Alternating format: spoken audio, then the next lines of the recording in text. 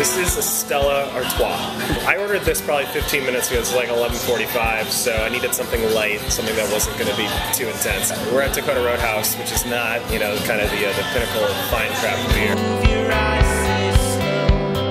I kind of got into the food industry, into the media industry in like a roundabout way, as I feel like most people do. I came to New York to go to NYU for screenwriting, so I wanted to, you know, move out to LA and write screenplays, but I ended up working as an intern at Eater and just kind of fell in love with the industry and ended up running a site for NBC called The Feast, which is like a multimedia heavy like video and photo site about restaurants and food, and that folded.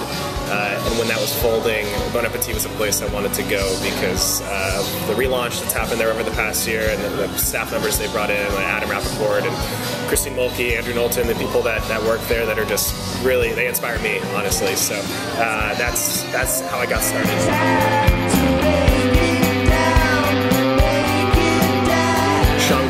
Over at Cortone, who's a pastry chef over there, who's doing some really exciting things, and Paul, I think one of the most underrated chefs in New York, which is a weird thing to say because he has 3 New York Times stars, 2 Michelin stars, and a restaurant that's been able to survive 5 years or so.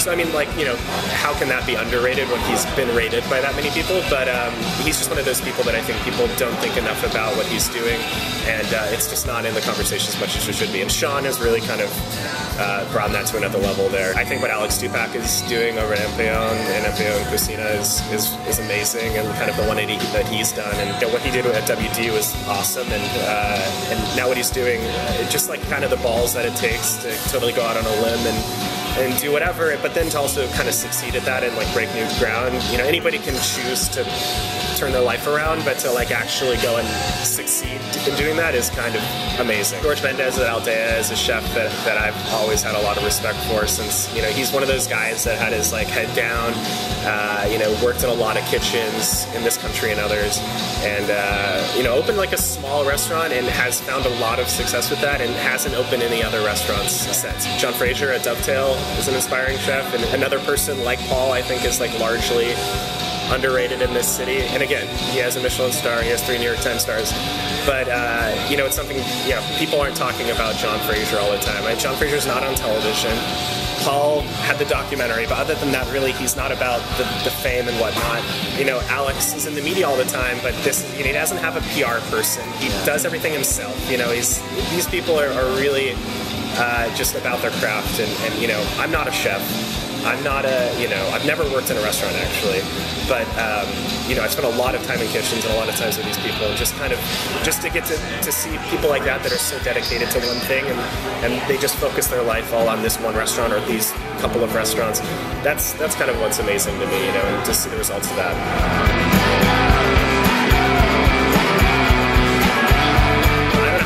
Meals I could have in this perfect day, but you know, I'd probably start with a sausage, egg, and cheese on a roll from a bodega, because that is the thing that I miss most when I leave New York. You know, it's like kind of like a shocking thing that when you go to another city, there's just like not these bodegas that you can just roll into and get whatever you want any time of day. So it would probably start with that. You know, there would be a trip to Chinatown at some point during that day for soup dumplings. I mean, if this was 3 months ago, I probably would have said at 456 Shanghai Cuisine, because I was like eating there like all the time.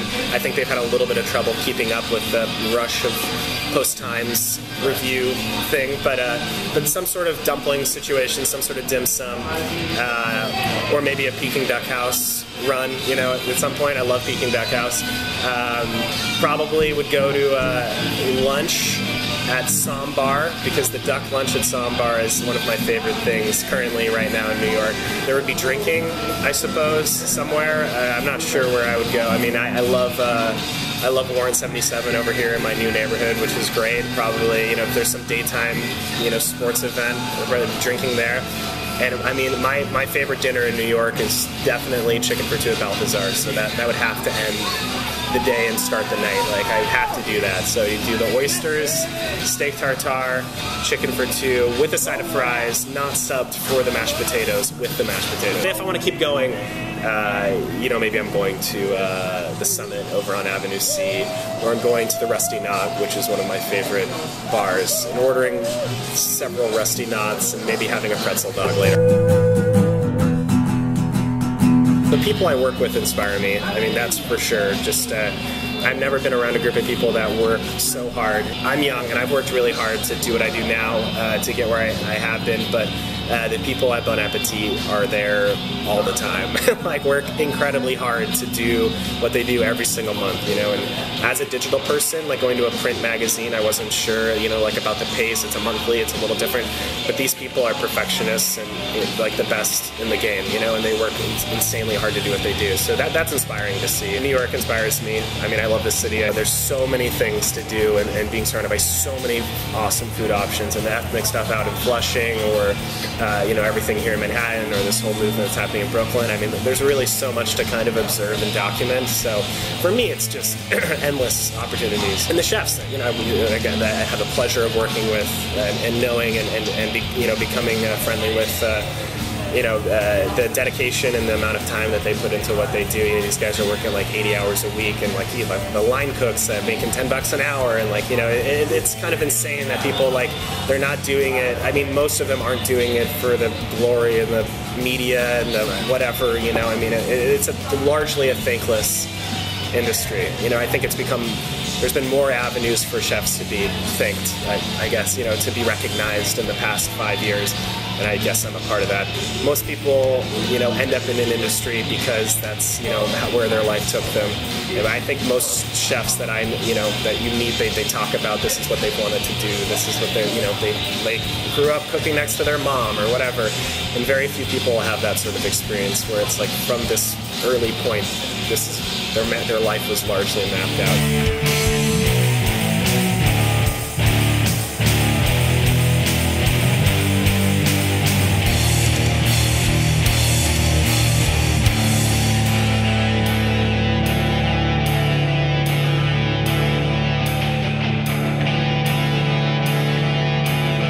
Given the current state of Mad Men, that I would like to see what it feels like to be Pete Campbell for a day. That guy has had a tough season, you know, and he's been punched in the face, and he's been, you know, shut down by his mistress, and I mean, there's been a lot of you know, stuff going on with him, and I think he's at a really dark point in the show, and I would just like to see what it feels like to be that smug of an asshole. And I think Don is like, that's the easy answer, right? Everybody wants to be Don Draper, but I think Pete Campbell is like psychologically so fucked up, because I feel like I have had a pretty normal life, you know, and pretty well balanced, but that guy is off balance.